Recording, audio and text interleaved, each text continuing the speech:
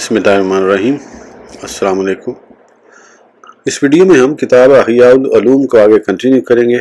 उससे पहले अगर आपने सब्सक्राइब नहीं किया तो लोधी ऑडियो बुक्स चैनल को सब्सक्राइब कर लें और बेल आइकन प्रेस कर दें। तो शुरू करते हैं। मसला, मुक्तदी को चाहिए कि वो रुकू और सजदे में इमाम से आगे न बढ़े और ना ही उसके बराबर हो बल्कि उसके पीछे रहे, क्योंकि इक्तिदा का यही मतलब है। अगर जानबूझकर ऐसा करेगा तो नमाज बातिल हो जाएगी, जिस तरह बिल्कुल इमाम के साथ खड़ा होने और पीछे न होने से होता है। और अगर वो इमाम से आगे बढ़े तो नमाज के बातिल होने में इख्तलाफ है, लेकिन ये बात बईद नहीं कि बातिल होने का फैसला किया जाए। जिस तरह खड़े होने में इमाम से आगे हो तो नमाज बातिल हो जाती है, बल्कि यहाँ बातिल होना ही ज्यादा मुनासिब है, क्योंकि जमात फेल में इक्तदा का नाम है, खड़ा होने में नहीं। लिहाजा फेल में इमाम के इत्तबा ज्यादा जरूरी है। खड़ा होने में इमाम से पीछे होने की शर्त इसलिए है कि फेल में इत्तबा आसान हो जाए और इत्तबा की सूरत हासिल हो जाए, क्योंकि इमाम के लायक यही है कि वो आगे हो। लिहाजा अमल में उससे आगे बढ़ने की कोई वजह नहीं। हाँ, भूल कर हो जाए तो अलग बात है। इसलिए नबी अकरम सल्लल्लाहु अलैहि वसल्लम ने इसका बड़ी सख्ती से इनकार फरमाया। आपने फरमाया, तर्जुमा, जो शख्स इमाम से पहले सर उठाता है, क्या उसको इस बात का डर नहीं कि अल्लाह ताला उसके सर को गधे के सर की तरह कर दे। अगरचे इमाम से एक रुकन में पीछे रहने से नमाज बातिल नहीं हो, मगर मसलन इमाम रकू से सीधा खड़ा हो गया और वो अभी तक रकू में है, लेकिन इस हद तक पीछे रहना मकरूह है। अगर इमाम अपनी पेशानी जमीन पर रख दे और वो अभी तक रकू की हद तक भी ना पहुंचा हो तो नमाज बातिल हो जाएगी। इसी तरह अगर इमाम ने दूसरे सजदे के लिए सर रख दिया और उसने अभी तक पहला सजदा नहीं किया। मसला, जो शख्स नमाज के लिए जाए तो उस पर लाजिम है कि अगर दूसरे शख्स को नमाज में गलती करता देखे तो उसको बताए, उससे तब्दीली करवाए। अगर ये अमल किसी जाहिल से सादिर हो तो नरमी के साथ बताए। मसलन सफ़ों को बराबर करने के लिए कहना, सफ से अलग तरह खड़े होने वाले को रोकना, इमाम से पहले सर उठाने वाले को रोकना और उसके अलावा दीगर अमूर। नबी अकरम सल्लल्लाहु अलैहि वसल्लम ने फरमाया, तर्जुमा, जाहिल की वजह से उस आलिम के लिए खराबी है जो उस जाहिल को सिखाता नहीं। हज़रत इब्न मसूद रज़ियल्लाहु अन्हु ने फरमाया, जिसने किसी को नमाज में गलती करते देखा और उसे ना रोका तो वो गुनाह में उसका शरीक है। हज़रत बिलाल बिन साद से मरवी है, उन्होंने फरमाया, गुनाह पोशीदा हो तो सिर्फ गुनाह करने वाले को नुकसान देता है, और जब जाहिर हो और उसे बदला न जाए तो उसका नुकसान सबको होता है। एक हदीस में है, हज़रत बिलाल रज़ियल्लाहु अन्हु सफ़ें दुरुस्त किया करते और उनके टखनों पर दुर्रे मारते। हज़रत उमर फारूक रज़ियल्लाहु अन्हु से मरवी है, उन्होंने फरमाया, नमाज में अपने भाइयों को देखो, अगर ना पाओ तो मालूम करो, बीमार हो तो बीमार पुरसी करो, अगर तंदुरुस्त हो तो उनको झिड़को। झिड़कने का मतलब ये नहीं कि जमात छोड़ने पर उन्हें तंबीह करो। इस सिलसिले में सुस्ती नहीं करनी चाहिए। पहले लोग इस मामले में मुबारका करते थे, हत्ता कि उनमें से बाज़ हज़रात जनाजा उठाकर उस आदमी के दरवाजे पर ले जाते जो जमात से पीछे रह जाता। ये उस बात की तरफ इशारा होता था कि जमात से फौत शुदा ही पीछे रहता है, जिंदा नहीं। जो आदमी मस्जिद में दाखिल हो तो उसको सफ की दाएं तरफ बैठने का इरादा करना चाहिए। इसलिए नबी अकरम सल्लल्लाहु अलैहि वसल्लम के ज़माने में लोगों का इस तरफ हजूम होता था, हत्ता कि सरकार दो आलम सल्लल्लाहु अलैहि वसल्लम की खिदमत में अर्ज़ किया गया कि बाएं जानिब को छोड़ दिया गया है, तो आपने फरमाया, जिसने मस्जिद की बाएं जानिब को आबाद किया उसके लिए दुगना अजर है। बाज़ औक़ात सफ में कोई बच्चा होता है और ये शख्स अपने लिए जगह नहीं पाता तो उसके लिए जायज़ है कि बच्चे को पीछे करके खुद वहां दाखिल हो जाए। मतलब यह है कि जब वो बच्चा बालिग ना हो। हमने इन मसाइल के बयान का इरादा किया जिनमें लोग आम तौर पर मुब्तला हैं। नमाज के मुतफर्रिक अहकाम वज़ाइफ के बयान में आएंगे इंशाअल्लाह ताला। 7वां बाब, नवाफिल का बयान। जान लो कि फ़राइज़ के अलावा नमाज की 3 किस्में हैं, सुन्नत, मुस्तहब्बात। नवाफिल सुन्नत से मुराद वो नमाज है जिस पर हुज़ूर अलैहिस्सलाम ने मवाज़बत फरमाई, हमेशा कहा, जैसे नमाजों के बाद सुन्नत मौक़दा, चाश्त की नमाज, वितर, तहज्जुद वगैरह। क्योंकि सुन्नत से मुराद वो रास्ता है जिस पर चलना चाहिए। मुस्तहब्बात से मुराद वो नवाफिल हैं जिनकी फजीलत के बारे में अहादीस आई हैं, लेकिन उन पर मुवाज़बत मनकूल नहीं। जैसे हम हफ्ता भर शब रोज़ पढ़ी जाने वाली नमाज के सिलसिले में जिक्र करेंगे, और जैसे घर से निकलते और दाखिल होते वक़्त नफल पढ़ना वगैरह। नवाफिल ततू से मुराद वो नफली नमाज है जो उसके अलावा है, उनके बारे में कोई हदीस नहीं, लेकिन लोग अपनी तरफ से पढ़ते हैं, क्योंकि अल्लाह ताला से मुनाजात के लिए नमाज की तरगीब शरीयत में बयान हुई है। گویا وہ اپنی طرف سے نوافل پڑھ رہا ہے، کیونکہ یہ نماز معین طریقے پر مستحب نہیں، اگرچہ مطلقاً نماز مستحب ہے۔ تطوع تبرع کو کہتے ہیں، یعنی اپنی طرف سے کوئی عبادت کرنا۔ ان تینوں اقسام کو نفل اس لیے کہتے ہیں کہ نفل کا معنی زائد ہے اور یہ تمام قسمیں فرائض سے زائد ہیں۔ ہم نے ان مقاصد کو ظاہر کرنے کے لیے نفل، سنت اور مستحب کی اصطلاح بنائی ہے۔ اگر کوئی اس اصطلاح کو بدل دے تو بھی کوئی حرج نہیں، کیونکہ مقاصد کو سمجھنے کے بعد الفاظ کی کوئی پابندی نہیں ہوتی۔ ان اقسام کے درجات فضیلت کے اعتبار سے مختلف ہیں، اور اس سلسلے میں احادیث اور آثار مروی ہیں، یا جس پر نبی اکرم صلی اللہ علیہ وسلم نے زیادہ مواظبت فرمائی، یا یہ کہ روایات کی صحت اور زیادہ مشہور ہونا فضیلت کا باعث ہے۔ اسی لیے کہا جاتا ہے کہ جماعت کی سنتیں تنہا پڑھی جانے والی سنتوں سے افضل ہیں۔ باجماعت سنتوں میں سے عید کی نماز سب سے افضل ہے، پھر سورج گرہن کی، پھر بارش کی نماز ہے، اور تنہا پڑھی جانے والی سنتوں میں سب سے اہم وتر ہیں، پھر صبح کی 2 رکعتیں، اس کے بعد باقی سنت موقدہ اپنے اپنے مراتب کے حساب سے ہیں۔ جاننا چاہیے کہ نوافل اپنے متعلقات کے اعتبار سے 2 قسم پر ہیں، ایک وہ جو اسباب سے متعلق ہیں جیسے سورج گرہن اور نماز استسقاء، اور دوسرے وہ جو اوقات سے متعلق ہیں۔ پھر جو اوقات سے متعلق ہیں وہ دن اور رات کے تکرار سے بار بار آتے ہیں، یا ہفتے کے بدلنے سے، یا سال کے تکرار سے ان میں تکرار آتا ہے۔ اس طرح یہ 4 قسمیں ہوئیں۔ پہلی قسم وہ نوافل جو رات دن کے بدلنے سے بار بار آتے ہیں، اور یہ 8 ہیں۔ 5 سنت موقدہ ہیں جو 5 نمازوں کے ساتھ ہوتے ہیں، اور 3 ان کے علاوہ ہیں۔ چاشت کے نوافل، مغرب و عشاء کے درمیان وقت کو عبادت کے ساتھ زندہ رکھنا، اور تہجد۔ فجر کی سنتیں یہ 2 رکعتیں ہیں۔ نبی اکرم صلی اللہ علیہ وسلم نے فرمایا، صبح کی 2 رکعتیں دنیا اور جو کچھ اس میں ہے اس سے بہتر ہیں۔ ان کا وقت فجر صادق کے طلوع سے شروع ہوتا ہے، اور فجر صادق کناروں میں پھیلنے والی روشنی ہوتی ہے، لمبائی میں نہیں ہوتی۔ شروع میں مشاہدے کے ساتھ اس کا ادراک مشکل ہوتا ہے، مگر یہ کہ چاند کی منازل کا علم ہو، یا یہ کہ جب فلاں ستارہ نظر آئے گا تو یہ اس سے متصل ہوگی۔ اس طرح ستاروں کے ذریعے اس پر رہنمائی ہوتی ہے۔ مہینے کی 2 راتوں میں چاند کے ذریعے یہ وقت معلوم ہوتا ہے، کیونکہ 26ویں رات کو چاند فجر کے ساتھ طلوع ہوتا ہے، اور 12ویں رات کو چاند فجر کے وقت غروب ہوتا ہے۔ اگر اکثر اس طرح ہوتا ہے، اور بعض برجوں میں فرق بھی پڑ جاتا ہے۔ اس کی تشریح کافی طویل ہے۔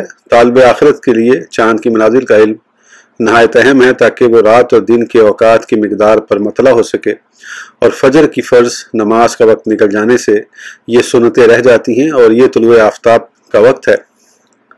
لیکن سنت طریقہ یہ ہے کہ انہیں فرض نماز سے پہلے ادا کیا جائے۔ اگر کوئی شخص مسجد میں آئے اور نماز کھڑی ہو چکی ہو تو فرض نماز میں مشغول ہو، کیونکہ حضور علیہ السلام نے فرمایا، ترجمہ، جب نماز کھڑی ہو جائے تو اب فرض نماز کے علاوہ کوئی نماز نہیں۔ پھر جب فرض نماز سے فارغ ہو جائے تو اٹھ کر سنتیں پڑھ لے، اور صحیح یہ ہے کہ اگر سورج طلوع ہونے سے پہلے پڑھے تو ادا ہوں گی، کیونکہ وقت میں یہ فرض کے تابع ہیں، اور تقدیم و تاخیر کے اعتبار سے ان میں ترتیب اس وقت سنت ہے جب جماعت نہ ہو رہی ہو، اور جب جماعت ہو رہی ہو تو اب ترتیب بدل جائے گی، البتہ ادائیگی باقی رہ جائے گی۔ مستحب یہ ہے کہ سنتیں گھر میں مختصر طریقے پر پڑھے، پھر مسجد میں داخل ہو کر تحیۃ المسجد کی 2 رکعتیں پڑھے اور بیٹھ جائے، اور فرض نماز تک کوئی نماز نہ پڑھے۔ فرض کے بعد بھی نفل نہیں پڑھ سکتا، اور اچھا طریقہ یہ ہے کہ صبح کے بعد طلوع آفتاب تک ذکر و فکر اور فجر کی 2 سنتوں اور فرضوں میں مشغول رہے۔ ظہر کی سنتیں یہ 6 رکعت ہیں، 2 رکعتیں فرضوں کے بعد، اور یہ بھی سنت موقدہ ہیں، اور 4 رکعتیں پہلے ہیں، یہ بھی سنت ہیں لیکن 2 کے مقابلے میں کم درجہ ہے۔ حضرت ابو ہریرہ رضی اللہ عنہ نبی اکرم صلی اللہ علیہ وسلم سے روایت کرتے ہیں، ترجمہ، جو شخص زوال شمس کے بعد 4 رکعت پڑھے، ان میں قرات، رکوع اور سجدہ اچھی طرح کرے تو اس کے ساتھ 70,000 فرشتے نماز پڑھتے ہیں، اور وہ اس کے لیے رات تک بخشش کی دعا مانگتے ہیں۔ اور نبی اکرم صلی اللہ علیہ وسلم زوال کے بعد 4 رکعتوں کو نہیں چھوڑتے تھے، انہیں نہایت طویل پڑھتے اور فرماتے، اس وقت آسمان کے دروازے کھولے جاتے ہیں تو میں چاہتا ہوں کہ اس وقت میرا عمل اوپر کو اٹھایا جائے۔ اس حدیث کو حضرت ابو ایوب انصاری رضی اللہ عنہ نے روایت کیا، اور وہ اس میں تنہا ہیں۔ اس بات پر حضرت ام المومنین ام حبیبہ رضی اللہ عنہ کی روایت بھی دلالت کرتی ہے کہ نبی اکرم صلی اللہ علیہ وسلم نے فرمایا، ترجمہ، جس نے ہر دن فرائض کے علاوہ 12 رکعت پڑھی اس کے لیے جنت میں مکان بنایا جاتا ہے۔ فجر سے پہلے 2، ظہر سے پہلے 4، اور بعد میں 2، عصر سے پہلے 2، اور مغرب کے 2 رکعتیں۔ حضرت ابن عمر رضی اللہ عنہ فرماتے ہیں مجھے نبی اکرم صلی اللہ علیہ وسلم سے 10 رکعت کے بارے میں یاد ہے، چنانچہ انہوں نے فجر کی 2 رکعتوں کے علاوہ باقی وہی کچھ ذکر کیا جو حضرت ام حبیبہ رضی اللہ عنہ کی روایت میں مذکور ہے۔ یہ وہ وقت تھا کہ اس وقت سرکار دو عالم صلی اللہ علیہ وسلم کے پاس کوئی نہ جاتا، لیکن میری ہمشیرہ حضرت حفصہ رضی اللہ تعالیٰ عنہ نے مجھ سے بیان کیا کہ نبی اکرم صلی اللہ علیہ وسلم گھر میں 2 رکعتیں پڑھتے، پھر مسجد کی طرف تشریف لے جاتے۔ ایک حدیث میں فرمایا ظہر سے پہلے 2 رکعتیں اور عشاء کے بعد 2 رکعتیں، لہٰذا ظہر سے پہلے 4 ہیں، 2 کی زیادہ تاکید ہوئی اور اس نماز کا وقت زوال سے شروع ہو جاتا ہے۔ زوال کی پہچان اس طرح ہوگی کہ کوئی شخص سیدھا کھڑا ہو اور اس کا سایہ مشرق کی جانب جھکتے ہوئے زیادہ ہو جائے، کیونکہ طلوع کے وقت سایہ مغرب کی جانب ہوتا ہے اور لمبا ہوتا ہے۔ جو جو سورج بلند ہوتا ہے یہ کم ہوتا جاتا ہے اور مغرب کی جہت سے ہٹتا جاتا ہے، حتیٰ کہ سورج بلندی میں اپنی انتہا کو پہنچ جائے اور وہ نصف النہار کی قوس ہے، سایہ کا کم ہونا یہاں رک جاتا ہے، اور جب اس مقام سے سورج ڈھل جاتا ہے تو سایہ بڑھنا شروع ہو جاتا ہے، اور جب یہ اضافہ محسوس ہونے لگے تو ظہر کا وقت شروع ہو جاتا ہے۔ اور یہ بات قطعی طور پر معلوم ہے کہ اللہ تعالیٰ کے علم میں زوال اس سے پہلے واقع ہو چکا ہے، لیکن انسان کو اسی وقت مکلف بنایا جاتا ہے جب کوئی بات محسوس ہو۔ سائے کی وہ باقی مقدار جس سے اضافہ شروع ہوتا ہے وہ سردیوں میں لمبی ہوتی ہے اور گروہ میں چھوٹی، اور اس کی طوالت کی حد یہ ہے کہ سورج برج جدی کے آغاز میں پہنچ جائے، اور چھوٹا ہونے کی انتہا یہ ہے کہ سرطان کے شروع میں پہنچ جائے، اور یہ بات قدموں اور اوزان سے معلوم کی جا سکتی ہے۔ تحقیق کا قریب ترین طریقہ اور بہترین صورت جس کا لحاظ کیا جائے یہ ہے کہ رات کے وقت قطب شمالی کو دیکھ کر ایک مربع تختہ زمین پر سیدھا رکھ دے، اس طرح کہ اس کا ایک ضلع قطب کی طرف ہو۔ وہ یوں کہ اگر قطب سے زمین کی طرف ایک پتھر گرنے کا تصور کیا جائے، پھر پتھر کے گرنے کی جگہ سے ایک لکیر اس ضلع کی طرف تصور کی جائے جو تختی سے ملا ہوا ہے، تو وہ خط ضلع پر 2 قائم زاویے بنائے، یعنی لکیر کسی ایک ضلع کی طرف مائل نہ ہو، پھر اس تختی پر 2 خطوں کے ملنے کی جگہ پر ایک سیدھی لکڑی کھڑی کی جائے، اور یہ قطب کے مقابل ہے۔ دن کے شروع میں سایہ تختی پر پڑے گا اور مغرب کی جانب مائل ہوگا، پھر وہ مسلسل سکڑتا جائے گا حتیٰ کہ دوسری جانب چلا جائے، اس طرح کہ اگر اس کے کنارے کو کھینچا جائے تو پتھر گرنے کی جگہ تک پہنچ جائے کہ شرقی اور غربی ضلع کے مقابل ہوگا، لیکن ان میں کسی ایک کی طرف بھی مائل نہ ہوگا۔ جب مغربی جانب کی طرف ملان باطن ہو جائے اس وقت سورج انتہائی بلندی پر ہوگا۔ جب تختی پر کھینچی گئی لکیر سے سایہ مشرق کی جانب جھک جائے تو یہ زوال شمس ہے۔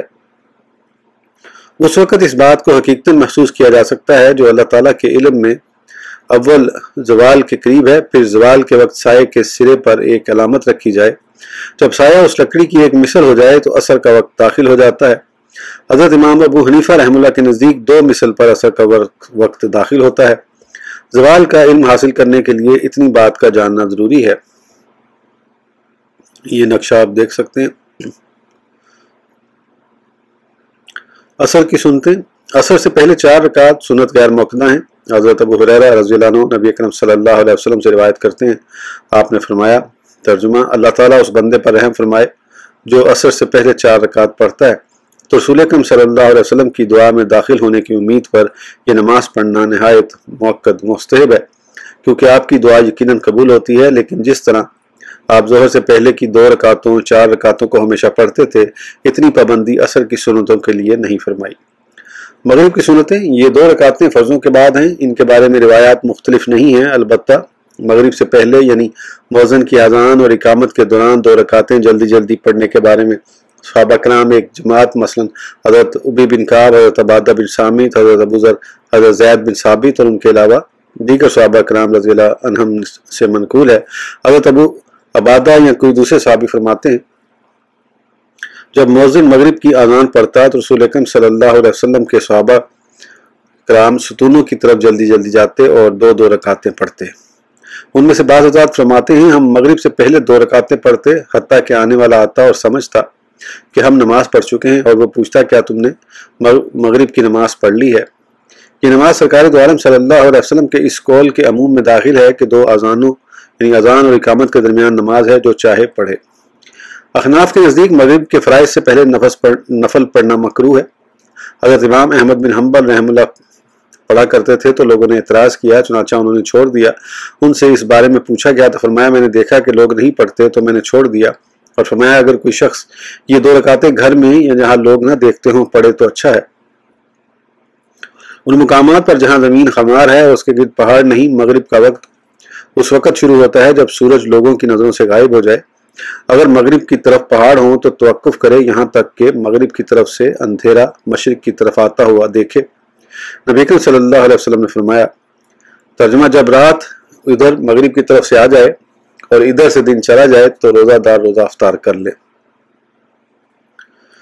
مغرب کی نماز میں خاص طور پر جلدی کرنا چاہیے، اسی لیے احناف کے نزدیک مغرب سے پہلے نوافل مکروہ ہیں، اور اگر اسے مؤخر کر کے شفق غائب ہونے سے پہلے پڑھ لو تو ادا ہوگی لیکن مکروہ ہوگی۔ احناف کے نزدیک مغرب کا کوئی حصہ مکروہ نہیں۔ ایک دفعہ حضرت عمر فاروق رضی اللہ عنہ سے مغرب کی نماز میں تاخیر ہو گئی، حتیٰ کہ ستارے طلوع ہو گئے تو انہوں نے کفارے کے طور پر ایک غلام آزاد کیا۔ حضرت ابن عمر رضی اللہ عنہ سے مؤخر ہوئی، حتیٰ کہ 2 ستارے ظاہر ہوئے تو انہوں نے 2 غلام آزاد کیے۔ عشاء کی سنتیں 4 رکعت ہیں جو فرائض کے بعد ہیں۔ حضرت عائشہ رضی اللہ عنہ سے مروی ہے، فرماتی ہیں کہ رسول اکرم صلی اللہ علیہ وسلم نماز عشاء کے بعد 4 رکعت پڑھتے پھر آرام فرما ہو جاتے۔ بعض علماء نے حدیث کو جمع کرنے کے بعد فرض رکعت کی تعداد کے مطابق 17 سنتوں کو پسند فرمایا، یعنی فجر سے پہلے 2 رکعتیں، ظہر سے پہلے 4 اور 2 عصر سے پہلے ظہر سے پہلے 4 اور بعد میں 2، عصر سے پہلے 4، مغرب کے بعد 2، عشاء کے بعد 3 وتر۔ جب تم اس سلسلے میں وارد احادیث کی معرفت حاصل کر لو گے تو تعداد مقرر کرنے کا کوئی مطلب نہیں رہ جائے گا، کیونکہ نبی اکرم صلی اللہ علیہ وسلم نے فرمایا، ترجمہ نماز بہترین چیز ہے جو مقرر کی گئی، پس جو چاہے زیادہ پڑھے اور جس کا دل چاہے کم پڑھے۔